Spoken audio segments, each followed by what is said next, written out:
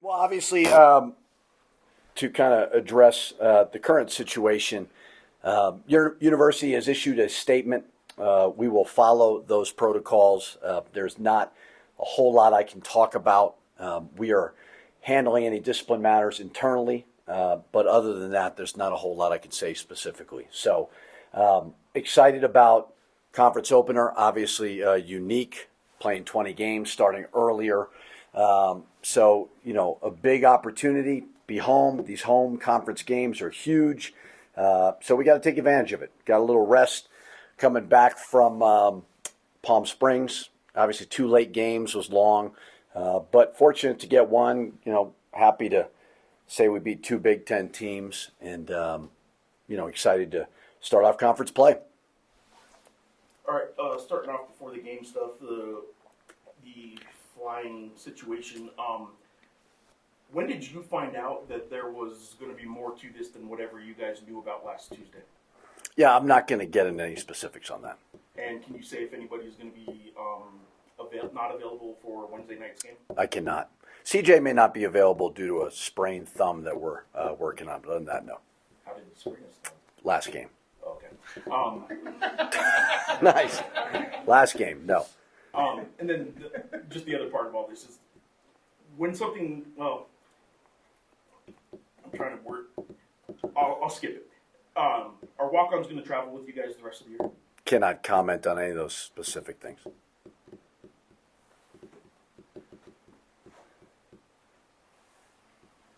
Coach, the fact that it's this early, does it still set the tone for the conference season?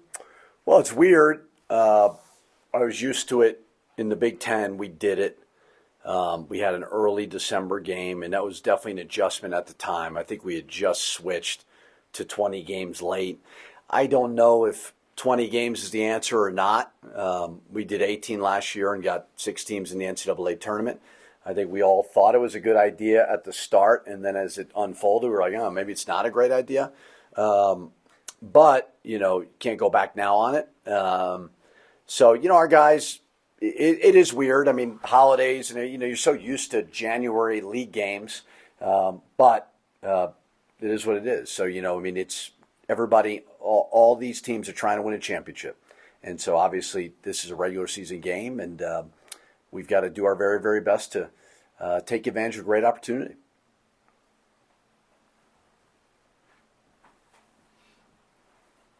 Coach, I know you said you can't really get into the incident, but did you see this alleged fight that was on the plane? Did you see any of that? Did you see any of that at all?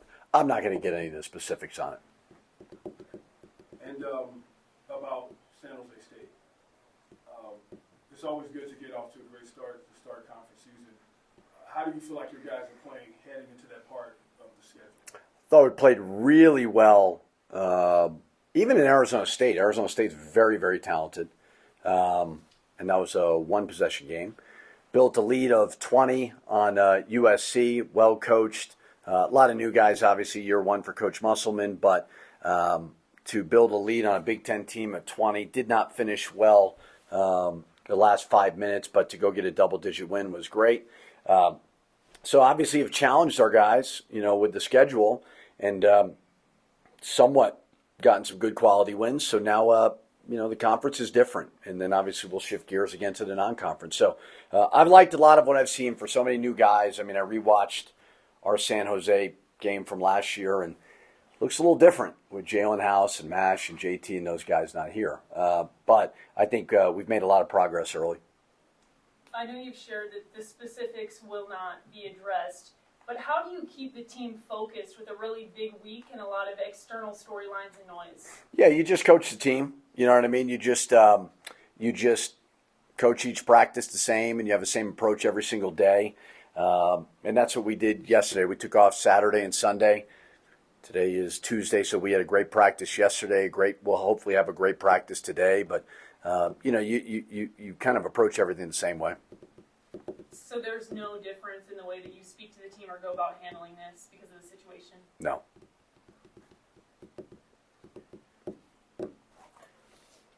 At Minnesota, you didn't have to deal with this because you're Big Ten school there, but like your month of November here, New Mexico's never even done before in terms of the miles flown. More miles flown. You guys did 4 games against power conference teams away from the pit, all in response, I assume, to NCAA selection committee comments last year. Are you guys tired though? I mean, after November, you guys usually probably aren't this battle tested. Are you guys tired? Yeah, I mean, it's a good question. I think when you can't predict your conference, especially now with the portal. And you're looking at, I mean, I look at San Jose. I mean, they have a guy who went to SMU. He had a guy who went to Loyola. Had a guy who was starting for Boise. I feel like I'm missing somebody, but Utah State. No, they took a kid from Utah State. I'm saying they lost players. So you don't know what your league is going to look like, and obviously we lost top into the portal and so on. So I think it behooves us to challenge us non-conference wise, because we won't get as many opportunities as maybe you did in the Big Ten from a net and quad and all that perspective. So I don't know. That's why you have to look at Saturday and Sunday resting. And, yeah, energy is the most important thing. And we talked about that before the USC game, because you're tipping off at 10 o'clock. And, back-to-back games. You can't be tired. So they seem good there. They're young, and hopefully they'll be refreshed and ready to go. I know I talked about this with you on Friday night after the game when it happened, but did you guys watch film as a team yet of the USC game? Yeah. What was the reaction to Braden's dunk during the team film session? Yeah, we watched it yesterday. I remember as it was unfolding, I was thinking, Donovan, don't throw him a lob, and I gave Braden crap about that. He said, no, luckily he threw the bounce pass, but I said during the film, we'll play it for you again because we know you've watched this about 900 times. But I mean, really, really happy for him, to have that moment. And, he's starting to play well, too, which is great. Question here. You're talking about this statement sent from the university, and Cinnamon Blair, I have it pulled up here, says that the university is going to follow all appropriate protocols and procedures. What are the procedures in a situation like this? You would certainly have to ask somebody with the university. So you don't have any information on sort of... You would have to ask the university and all that. We'll kind of follow their lead with that. Okay, another follow-up. So many fans were excited after the win over the weekend. They're seeing the news headlines and maybe they're feeling disgruntled. What do you say to that UNM fan who's like, hey, what's going on here? It's as I said before, we're handling things as a basketball program internally, and we're following the university's protocols, and that's, where we'll leave it at that.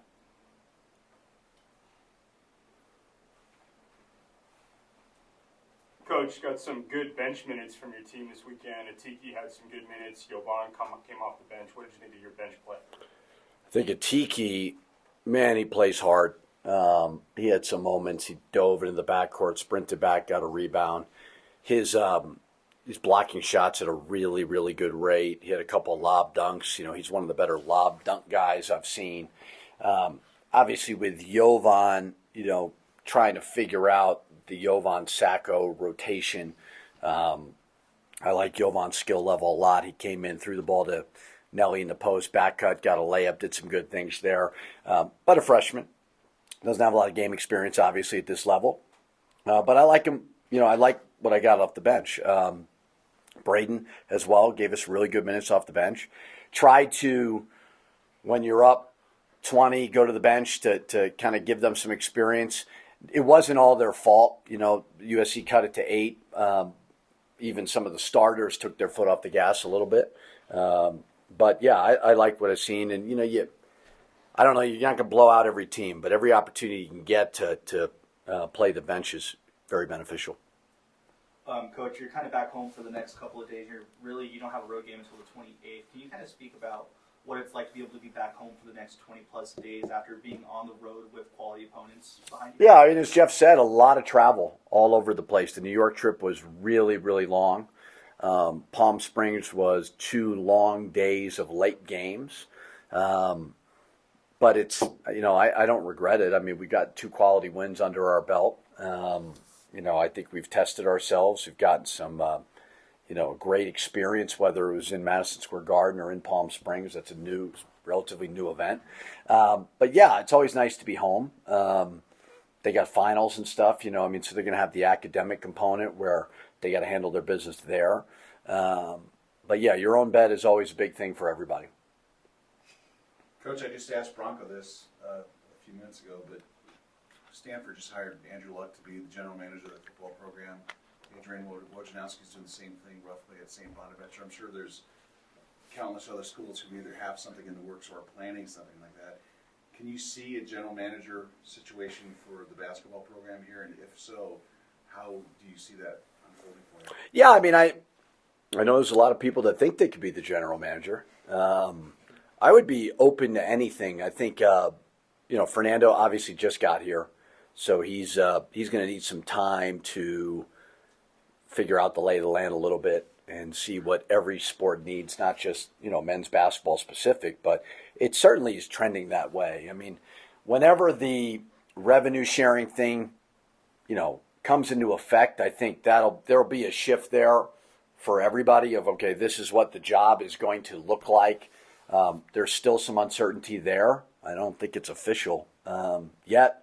So whoever the AD is of any of these schools is going to have to figure out what to prioritize and what to do, because you feel like you have a different job right now. And it's not necessarily bad, but the landscape has drastically changed. Coach, as you start the conference portion of your schedule, I know you've had time to look at your guys this far in, but what combinations work and what will you be looking for in this first one against San Jose State? Yeah, I mean, it's part of the deal now for everybody. It's not just us. You're just getting so many new players every single year, and you don't know what you don't know. Even for transfers who, Phillip didn't play a lot his first 2 years. Atiki didn't play a whole lot. Sacco didn't play a whole lot. So although they may be older, they don't have the experience, especially not with us. And that's why you look at a guy like Braden and he just looks comfortable. Well, that's because he's been here for a couple of years. So that's the benefit of staying at a place. Not to say that it's always the case. There's, different situations for everything. So the biggest thing we're looking for is just to go compete at a high level and see if we can go get a league win and start off 1-0. Sort of to that point, Coach, how would you describe the identity of this team at this point in the season? I know it's still early. Yeah, I mean, I think defensively, we're one of the better percentages in blocking shots. We're one of the better percentages in getting steals. So there's a level of disruption defensively of what we're trying to do. And then pace of play, we're number one in the country. Now, do I set out to be the number one pace play in the country? No, but I want to play fast. So I think we've established that tempo, but you want to be efficient as well. So I think the last 2 years we've been top 20 in pace of play. That would be somewhat of the goal. But I think when we've been really good, like if you looked at the Arizona State game, we were not getting deflections. We were not getting steals. I think Phillip came in, got a key deflection. CJ came in, got a key deflection. And that kind of got us going a little bit. So that is certainly where we're good. I do think, and Jeff's brought it up a couple times, where half-court offensive execution we're going to continue to work on. Because certainly it's always easier is probably not the right word, but when you're out in the open court. So we want to do that, but you're not always going to get that. Coach, how important was it for both Nelly and True to kind of rebound that next game after pretty much, being in foul trouble and not scoring a whole lot? How important was it for them to produce like they did in that second game? Yeah, I mean, I think it was for everybody. I don't think we played poorly versus Arizona State. We built a lead. They built a lead.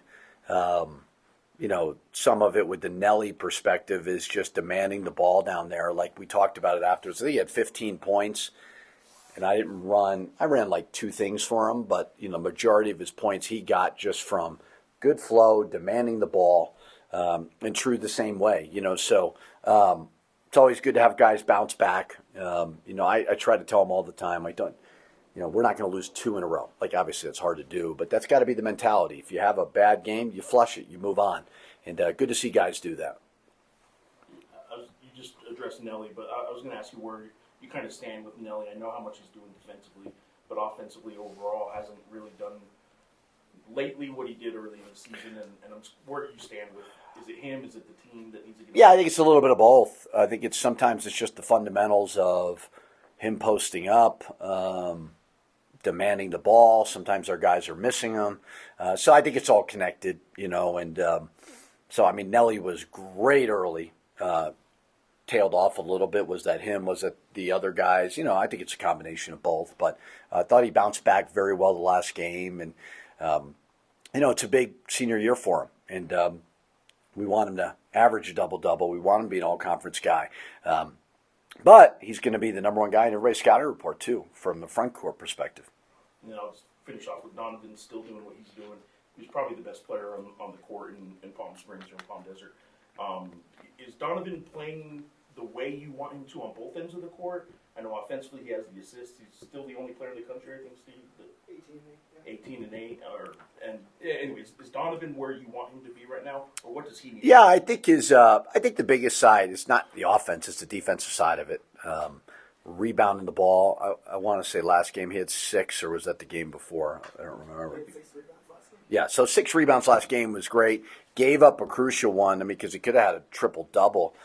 He's 4 off, obviously, but more than anything with Donovan, I think the offensive side of it, phenomenal passer, as good as it gets in a ball screen, great at finishing at the rim. It's more on just the defensive side and the rebounding side, but I think it's improving. One way back there. You pass that back to that. Last one. Steve. Yeah, last one. Yeah. With the portal being like it is, and things changing every year, how much has San Jose State changed that you can see from last year to this year? Yeah, I always rewatch the game, and it feels substantially different now than it ever has in the past because players changing on every roster.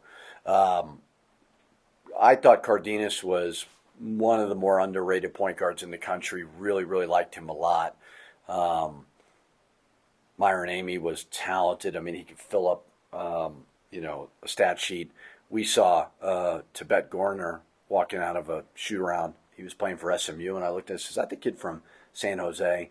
So Tim did an amazing job of recruiting some really, really good players there. They got Viola back, who was hurt, and he killed us 2 years ago. They look different. I think Coach Miles is working really, really hard to figure out ways to retain these guys because they were good last year, and they're winning 3. They've won 3 in a row right now, and he's a terrific coach, runs a great program. Thank you. Thanks, Coach.